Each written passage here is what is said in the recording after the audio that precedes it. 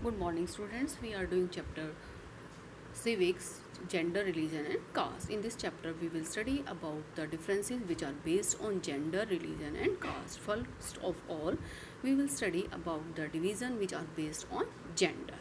So, for what is sexual division of labor? A system in which all work inside the home is either done by the women of the family or organized by them through domestic helper. Let us begin with some gender division. This is a form of hierarchical social division seen everywhere but is recently recognized in the study of politics. पूरे world में आपने देखा होगा कि ये एक system है, gender के बिहाफ पर डिवीज़न होता है, बट इसको रिकॉग्नाइजेशन पॉलिटिक्स में रिसेंटली ही मिली है. The gender division tends to be understood as natural and unchangeable. Gender division को नेचुरल और अनचेंजेबल माना जाता है. However it is not based on biology but on social expectation and stereotype thinking. ये लोगों की स्टीरियोटाइप थिंकिंग है. What do you mean by stereotype? When we fix a particular image about a person in our mind, we called it stereotype. हम पहले से ही जज कर लेते हैं कि वीमेंस जो है पर्टिकुलर टाइप्स के वर्क परफॉर्म करने के लिए ही बनी हैं. Boys and girls brought up to believe that main responsibility of women is housework and bringing up children. ये पहले से ही रिकॉग्नाइजेशन हो जाती है कि वीमेन का मेन काम है घर का काम करना, चिल्ड्रंस की लुक आफ्टर करना है. This is reflected as sexual division of labour. We have recently done about the definition of sexual division of labour. You know what is the meaning of sexual division of labor? The work of men and women are divided. In most families, women do all work inside the home, such as mostly families में women घर के सारे काम करती हैं, जैसे cooking का, tailoring का, लुकिंग आफ्टर चिल्ड्रन का. बट अगर a man do all the work outside the home, it is not that men cannot do housework. They simply think that it is for women to attend to these things. क्या women घर के काम नहीं कर सकते, but ये simply हमारी thinking है कि वीमेन ही घर के काम करने के लिए बनी है. When these jobs are paid for, men are ready to take up these works. Most tailors or cooks in hotels are men. Mostly जो टेलर्स हैं वो मैन होते हैं, होटल्स में शेफ़ होते हैं वो मैन होते हैं, बट वो ये काम करते हैं तो उनके बदले में उनको पेमेंट मिलता है. लेकिन यही काम अगर वीमेन घर में करती हैं, कुकिंग का, टेलरिंग का, तो उसके काम को कोई भी रिकॉग्नाइजेशन नहीं मिलती.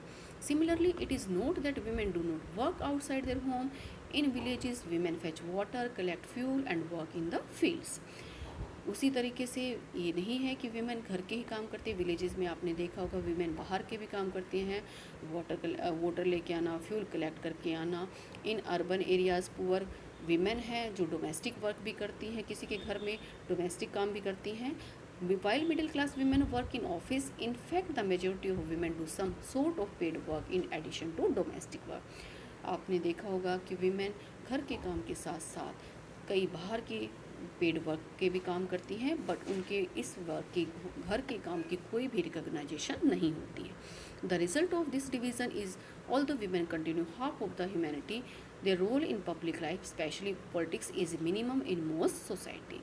और यही कारण है कि मोस्टली सोसाइटी में पॉलिटिकल लाइफ में उनका रोल बहुत कम होता है. Earlier only man were allowed to participate in political public affairs, vote and contest for public office. पहले पॉलिटिक्स में केवल मैन ही पार्टिसिपेट करते थे. Gradually the gender issue was raise in politics.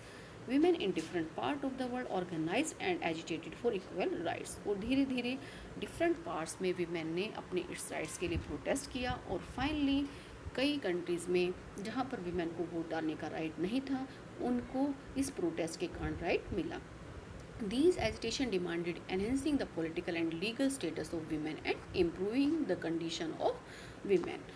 These their educational and career opportunity. Because of these agitations, women got equal right to men. More radically, women's movement aimed at equality in personal and family life as well. These movements are called feminist movement.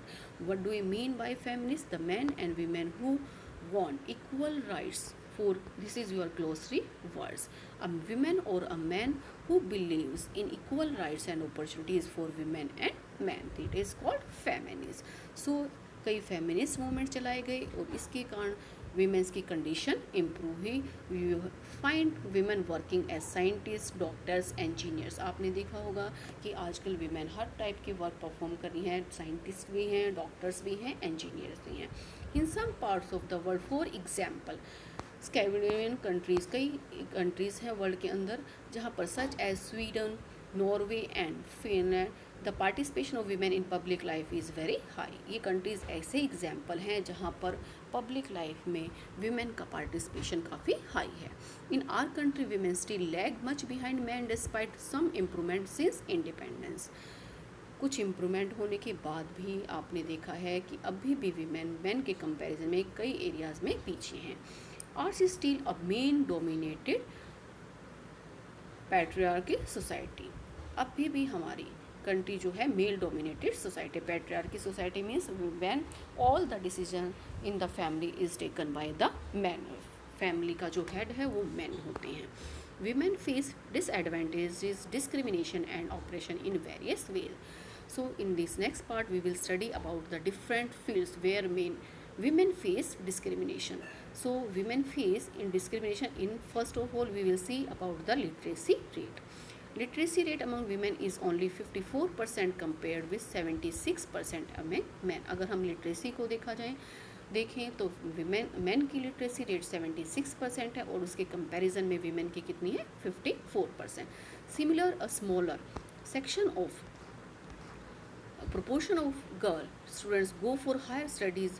When we look at school results, girls perform as well as boys.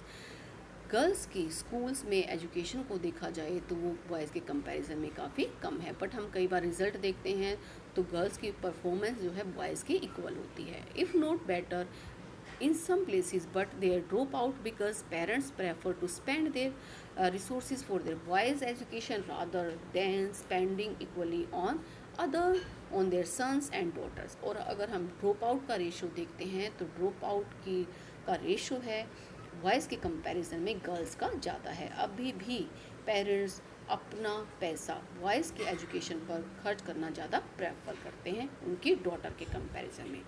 So first you have seen the women face discrimination in the field of education. Second, no wonder the proportion of women among the highly paid and valued job is very small. Secondly, जो job है वहाँ पर भी man की work की value ज़्यादा है, women की कम. On an average in Indian work, women work 1 hour more than an average man every day. Yet much of her work is not paid and therefore often not valued. Women जो है man के comparison में ज़्यादा काम करती हैं पर फिर भी उनके काम की उतनी वैल्यू नहीं है और ना ही उनको उतना पेड किया जाता. सेकंड हमने देखा वेजेस के वर्क के according. Third we will see about according to equal wages. Act provides that equal wages should be paid to equal work. Act भी पास हो गए हैं इक्वल वर्क इक्वल वेजेस, पर उसके बावजूद भी almost all areas of work from sports and cinema to factories and fields women are paid less than men. men को women के comparison में अभी भी ज़्यादा मिलता है. कहीं हम चाहे सिनेमा में देखें या फैक्ट्रीज़ में देखें या फील्ड्स में देखें, वेजेस women के men के comparison में कम है. in many parts of Indian parents prefer to have sons. इसके अलावा अभी भी आपने देखा होगा कि पीजेंट्स हैं फैमिली गांव में, वो अभी भी सन्स वो प्रेफर करते हैं गर्ल्स के कंपैरिजन में. Such sex selective abortion led to decline in child ratio. और इसके कारण ही जो हमारे यहाँ फीमेल का रेशो मेल के कंपैरिजन में कम है. ये हमने डिफरेंट एरियाज़ देखे जहाँ पर वीमेन डिस्क्रिमिनेशन फेस करती हैं. कंट्री टू merely 927 है. As the map shows this ratio has fallen below 850 और even 800 in some places. Ratio क्या है, सब कई जगह तो ये है 800 और 850 के आसपास है. 1000 में 850 गर्ल्स हैं. There are reports of various kinds of harassment, exploitation and violence against women. हम डेली न्यूज़पेपर में कितने ऐसे न्यूज़ सुनते हैं जहां वीमेन हरासमेंट, एक्सप्लॉयटेशन फेस करती हैं, डोमेस्टिक वायलेंस फेस करती हैं.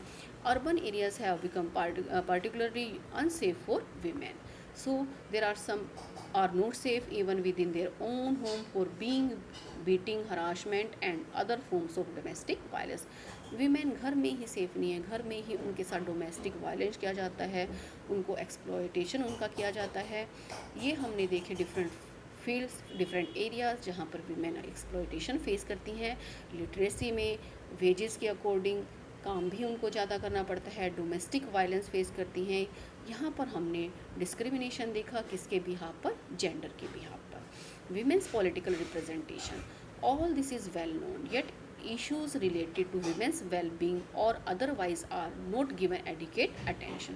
हमने देखा कि कितने इश्यूज रेज किए हैं पॉलिटिक्स में वीमेन को रोल को लेकर, फिर भी अभी उनको एडिकेट अटेंशन नहीं मिली है. This has led many feminist and women's movement to the conclusion that unless women control power, their problem will not get adequate attention.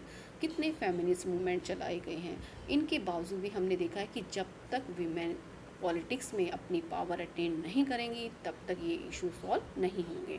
और इसका सबसे तरीका है, one way to ensure this is to have more women as elected representative.